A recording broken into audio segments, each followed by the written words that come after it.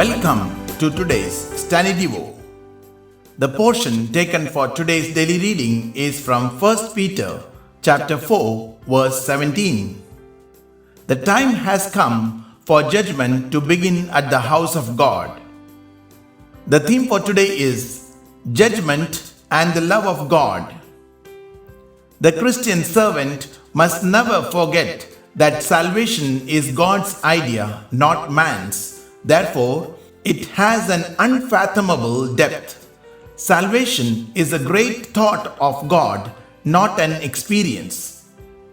Experience is simply the door through which salvation comes into the conscious level of our life, so that we are aware of what has taken place on a much deeper level. Never preach the experience. Preach the great thought of God behind the experience. When we preach, we are not simply proclaiming how people can be saved from hell and be made moral and pure. We are conveying good news about God. In the teachings of Jesus Christ, the element of judgment is always brought out. It is a sign of the love of God. Never sympathize with someone who finds it difficult to get to God. God is not to blame. It is for us to figure out the reason for the difficulty, but only to present the truth of God so that the Spirit of God will reveal what is wrong. The greatest test of the quality of our preaching is whether or not it brings everyone to judgment. When the truth is preached, the Spirit of God brings each person face to face with God Himself.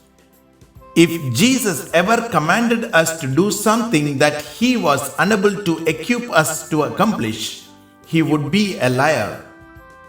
And if we make our own inability a stumbling block or an excuse not to be obedient, it means that we are telling God that there is something which He has not yet taken into account.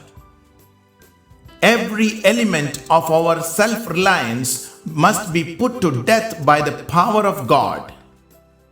The moment we recognize our complete weakness and our dependence upon Him will be the very moment that the Spirit of God will exhibit His power. Restate to yourself what you believe, then do away with as much of it as possible and get back to the bedrock of the cross of Christ. May God bless you with this word today. Have a great day. Amen.